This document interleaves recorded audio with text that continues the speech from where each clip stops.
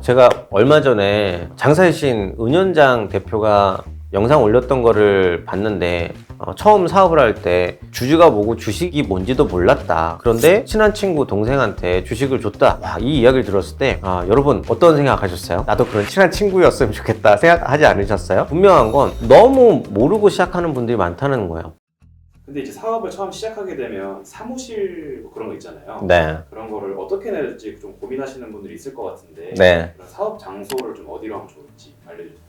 여러분 어떤 사업을 시작하시나요? 카페나 음식점을 시작한다면 당연히 임차를 하시겠죠. 그렇다면 그 임차 계약서를 가지고 사업자를 내시게 될 거예요. 그런데 최근에 많이 하고 있는 스마트 스토어, 부업처럼 전자상거래를 하신다거나 저처럼 경영 컨설팅 이렇게 사업장이 굳이 필요하지 않은 분들은 집 주소로도 또는 비상주 오피스로도 많이 하실 겁니다. 이렇게 업종에 따라서 집에서 사업장 주소로 시작을 할 수도 있지만 최근에 추천드리는 방식은 비상주 오피스 또는 임대를 나라에서 해주는 굉장히 저렴하게 해주는 방식이 있어요. 각 지역구, 시, 창업 허브 센터라든지 저렴한 비용으로 임대를 해주는 방식이 있으니까 그런 데를 한번 들어가 보시면 좋을 것 같아요. 굉장한 혜택이 있는 게 20평 정도 되는 사무실이어도 연 300만 원 정도, 그러니까 월에 관리비 정도만 20만 원 정도만 내고 쓰시는 경우도 있거든요.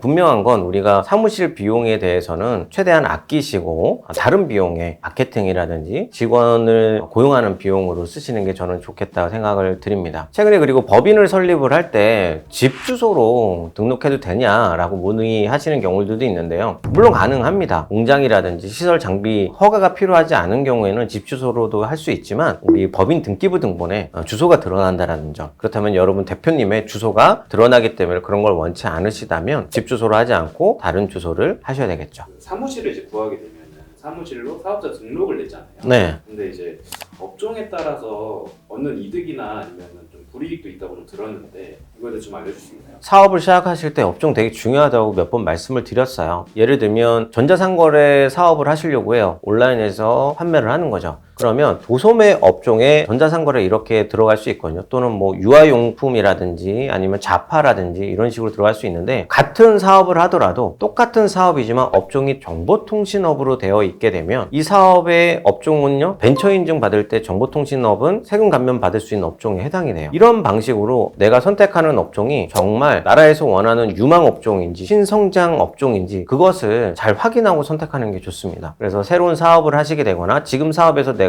지원 사업을 못 받고 있다, 조금 더 다른 방법이 뭐가 있는지 궁금하신 분들은 간편 문의를 한번 해주시면 도와드릴 수 있을 것 같아요. 사업을 잘하게 되면은 성실 신고 대상자가 되는데 법인으로 할지 개인으로 해서 성실 신고를 할지 고민을 한다고 하는데, 만약에 법인으로 전환하기로 마음을 먹었다라고 하면 어떻게 하는 게 좋을까요? 마음을 먹었다 그러면 방법들이 여러 개가 있는데 우리 회사에 부동산이 있느냐 없느냐에 따라서 이걸 가지고 방법을 달리합니다. 보통은 부동산이 없기 때문에 모든 영업권과 재고자산과 이런 회사의 거래 내역들을 다 이전하는, 포괄적으로 다 넘기는 양수도 계약서를 쓰게 되죠. 이랬을 때 우리 법인이 새로운 업종으로 해서 진행을 한다, 신규 사업을 하게 된다 그러면 그럴 때는 이 포괄 양수도로 해서 받으면 안 돼요. 기존의 개인 사업자는 그대로 두고 법인을 새로 만들어서 신규 창업을 할 수 있는 업종으로 가고, 이 기존에 있던 개인 사업자를 하고 있던 사업들을 이쪽으로 몰아주는 형태로 가야 될 것 같아요. 실제로 내가 하고 싶다 하더라도 못 하시는 경우들이 있어요. 부동산이 많은 경우. 왜냐면 제가 파주에 공장을 한번 이제 소개를 받아서 갔었던 적이 있는데 거기는 개인 사업자였어요. 큰 땅을 가지고 계시고 공장도 크게 있었던 거예요. 개인 사업자에서 법인을 전환하려고 많은 고민을 하고 문의를 했는데 쉽지 않았던 거예요. 왜? 전환할 때 부동산이 많아서 세금이 많이 나오거든요. 그럴 땐 또 다른 방법이 있습니다. 새로운 법인을 세우고 이 기존의 법인을 가지고 있던 매출의 일부를 이쪽에다가 아예 넘기는 방법도 있거든요. 이런 방법들도 한번 고민해 보시면 좋을 것 같아요. 개인 사업자가 법인을 전환한다는 것은 개인 사업자의 모든 것을 넘기는 거야. 모든 것이라는 것은 시작한 날짜도 넘겨요. 그러면 법인 설립 일자는 올해 2024년도 4월이라고 할 수 있겠지만 실제로 개인 사업자가 3년 전에 했다, 5년 전에 했다 그러면 이 날짜부터 사업이 이어졌다라고 보는 거예요. 실제로는 3년 전, 5년 전에 했기 때문에 신규 창업을 보지 않고요. 그런 지원 사업에서도 다 배제가 돼요. 그래서 이것 때문에라도 신규 창업하는 법인은요, 이걸 넘겨받을지 말지 잘 고민하셔야 돼요.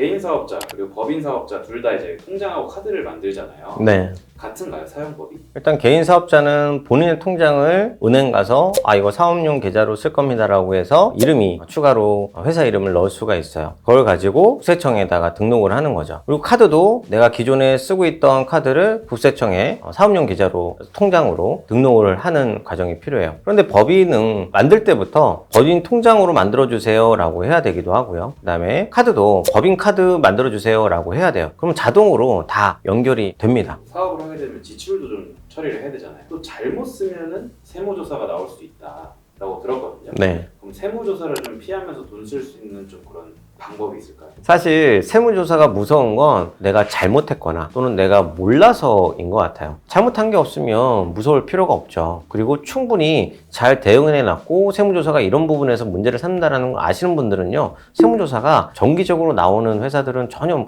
무서워하지 않고 대비를 해요. 제가 만난 어떤 대표님은요, 무역 사업을 하시는데 1,000억대 정도의 매출을 하세요. 이 대표님은 세무조사에 대한 걱정을 전혀 안 하신다라는 이야기를 하시더라고요. 왜 그러시냐 했더니, 자 봐, 내가 법인카드를 쓸 때 평일 낮에 접대를 해야 되거나 우리 조 대표랑 식사할 때 그럴 때나 쓰지, 저녁 시간에 다른 지인을 만난다거나 가족을 만난다거나 주말에 쓴다거나 그럴 때 전혀 쓰지 않아. 저는 1,000억대 매출의 회사가 이렇게 깔끔하게 세무조사를 대응을 하고 계신다라는 걸 보고, 이렇게도 가능하구나. 무서울 게 없는 이유, 두려울 게 없는 이유가 여기 있다라는 생각을 했습니다. 나라에서 정해놓은 규칙에 맞게끔 세무사와 잘 상의하셔서 어떤 부분이 문제가 되고 어떻게 하면 큰일 날 수 있는지를 알고 계시는 분들은요, 세무조사가 전혀 두렵지 않으실 거예요. 법인으로 넘어갔을 때 주주 구성, 그리고 주식 발행하는 그런 방법, 아니면 팁이 있을까요?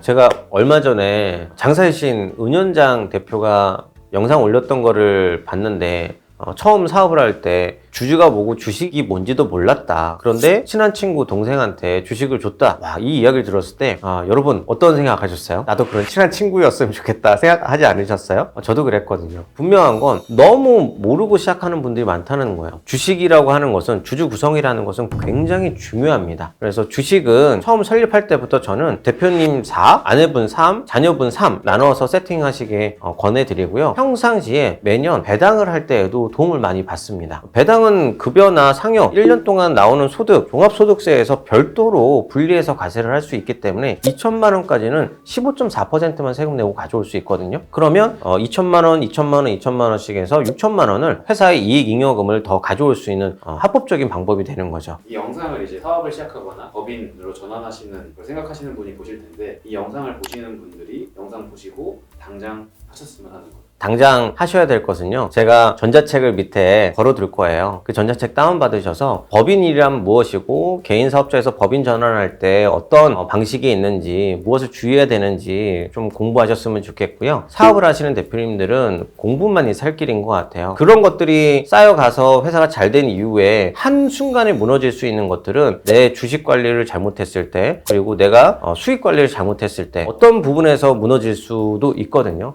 내 회사 내가 지키지 않으면 순식간에 공중분해될 수도 있고 남의 손에 넘어갈 수도 있다는 점 유의해 주시고 공부하시기 바랍니다. 공부하시려면 저희 채널도 구독과 좋아요 계속 해주시면 좋겠죠. 구독과 좋아요 실행해 주시고, 더 많은 정보들을 원하시면 그 전편들도 봐주시고 저희 댓글 설명란에 링크들이 있으니까 활용해 봐 주시면 좋을 것 같습니다. 감사합니다.